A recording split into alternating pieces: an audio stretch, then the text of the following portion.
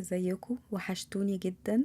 في فيديو النهارده هوريكم ازاي تعملوا احلى والذ تريليتشي بالمانجا. وبما ان موسم المانجا بدأ واحنا في مصر عندنا احلى مانجا في العالم تقريبا، فكان لازم نعمل الوصفة دي. فيلا بينا نشوف عملناها ازاي بطريقة سهلة وبسيطة وبشكل زي ما انتوا شايفين كده وبربع تكلفة الجهاز. انا نسمة ودي قناتي، لو اول مرة تشوفوها اشتركوا وفعلوا الجرس ويلا بينا نبدأ على طول. اول حاجة هنعمل طبقة الكيك. هنحتاج 4 بيضة متوسطة، كوباية إلا ربع سكر، معلقة صغيرة فانيلا، رشة ملح، معلقة صغيرة بيكنج باودر، وهنحتاج كوباية ونص دقيق. هبتدي أنزل البيض، هزود عليه الفانيلا والسكر، واستخدم المضرب السلك سواء في العجان أو بالمضرب الكهرباء، وهبتدي أضرب بقى لمدة 10 دقايق. المرحلة دي مهمة جدا وهي اللي بتدي للكيكة الارتفاع والهشاشة اللي احنا عايزينها. هتلاحظوا ان احنا كل ما بنضرب كل ما لون الخليط بيبتدي يفتح. هو ده القوام اللي احنا عايزينه بالظبط، لون كريمي وفاتح بالشكل ده. هشيل المضرب خالص وهبتدي انخل الدقيق فوق الخليط بتاع البيض والسكر. هزود الملح، البيكنج باودر، وابتدي اقلب من تحت لفوق بالشكل ده بالراحة خالص عشان ما نخرجش الهواء من الخليط. من احلى طرق التقديم للتريليتشي ان احنا نعملها في حاجة بايركس ونقدمها في نفس الصينية اللي احنا عملنا فيها. الطبقات بتبقى باينة من الجنب وبيبقى شكلها حلو قوي. الكمية دي تعمل صينية مقاس 25. انا النهاردة هقسمها بس عشان التصوير، عشان اوريكم بس طريقتين مختلفين للتقديم. لكن لو هعملها للبيت من غير تصوير هعملها في صينية كبيرة على بعضها او هعملها في قوالب صغيرة لكل واحد لوحده. هبتدي اوزع خليط الكيك في الصواني من غير ما ندهنها ولا اي حاجة، لان احنا هنكمل كل الخطوات عليها. هبتدي اساوي الكيك كويس كده، بعدين هدخله على فرن ساخن مسبقا على درجة حرارة 160.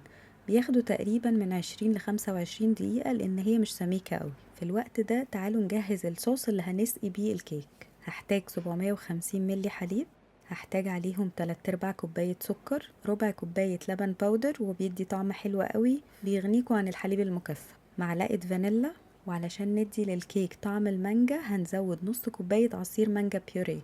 هبتدي ازود السكر على الحليب، اللبن الباودر، الفانيلا، هقلبهم كويس لحد ما السكر واللبن يدوبوا، وبعدين هنزل عصير المانجا واقلبها كويس.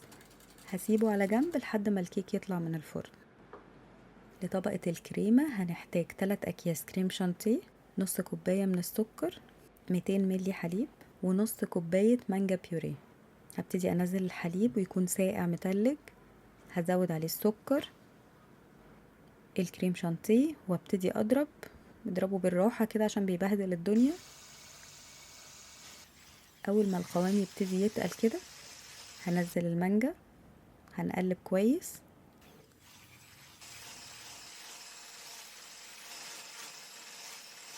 هو ده القوام اللي احنا عايزينه، مش تقيل قوي ولا خفيف عشان نعرف نتحكم في شكله. هندخله التلاجة ونسيبه يبرد كويس قوي قبل ما نستخدمه. هنحتاج بقى عشان نزين الكيك مكعبات مانجا. تقدروا تستخدموا اي نوع مانجا بتحبوه، اهم حاجة انه ينفع يتقطع مكعبات، ما يبقاش حاجة طرية عشان يبقى ليه شكل وقوام ويبقى شكله حلو في التقديم. انا هنا استخدمت مانجا نعومي، تقدروا تستخدموا مانجا سكري، تقدروا تستخدموا عويس، اللي تحبوه.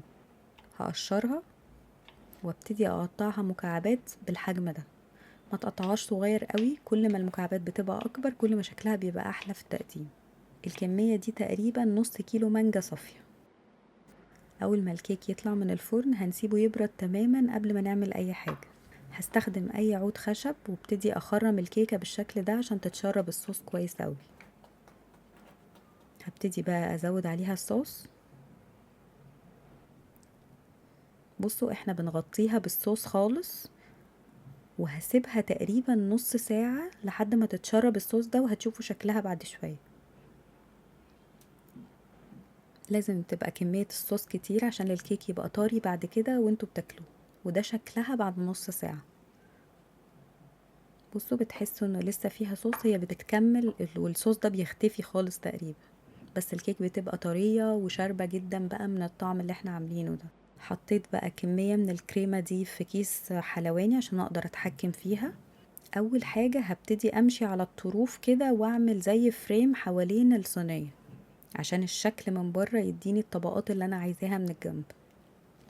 وابتدي املى بقى الكريمة في النص، وخليكوا كرمة في الكريمة عشان هي اللي بتدي طعم حلو للكيك.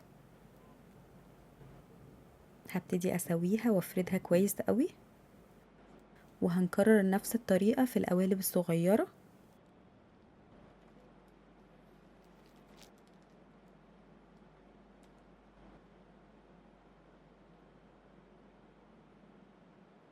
حطيت بقى باقي الكمية بتاعة الكريمة في كيس حلواني، بس بتب كده عشان اعمل بيها شكل. وهبتدي اعمل شكل كده على الطروف بتاعة الصينية. هنحدد بس الطروف عشان تدينا شكل حلو في التقديم. مهم قوي ان احنا مش بس نعمل اكل حلو، ان احنا نقدمه كمان بشكل حلو. بصوا، هي مجرد حركة بسيطة جدا بس بتدي للحاجة شكل حلو قوي، وبتحسوا كأنكم بتاكلوا حاجة جاهزة مش حاجة معمولة كده واي كلام وخلاص. بعد كده بقى هبتدي انزل بالراحة مكعبات المانجا اللي احنا مقطعينها.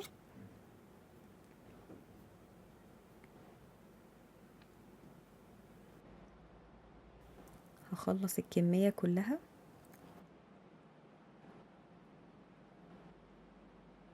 حاجة من الأسرار بتاعت محلات الحلويات، لما نكون عاملين حلويات فيها فاكهة فريش لازم نغطيها بطبقة من الجيلي. انا بس كل اللي عملته هنا ان انا استخدمت معلقة من جيلي المانجو وزودت عليها ربع كوباية مية سخنة، وهبتدي ادهن بيها الطبقة بتاعة المانجا كلها اللي على الكيك. طبقة الجيلي دي مش بس بتديني لمعة حلوة قوي للفاكهة، هي كمان بتحافظ عليها مدة طويلة. ممكن تزودوا اي حاجة خضرة كده تكسر اللون، انا حطيت نعناع. بصوا شكلها خطير، شكلها لوحده يفتح النفس. انا عارفة ان اللي هقوله صعب جدا، بس احنا محتاجين نسيبها على الاقل 4 ساعات في التلاجة قبل ما نقدمها، وبعد كده كلوها بالهنا والشفا.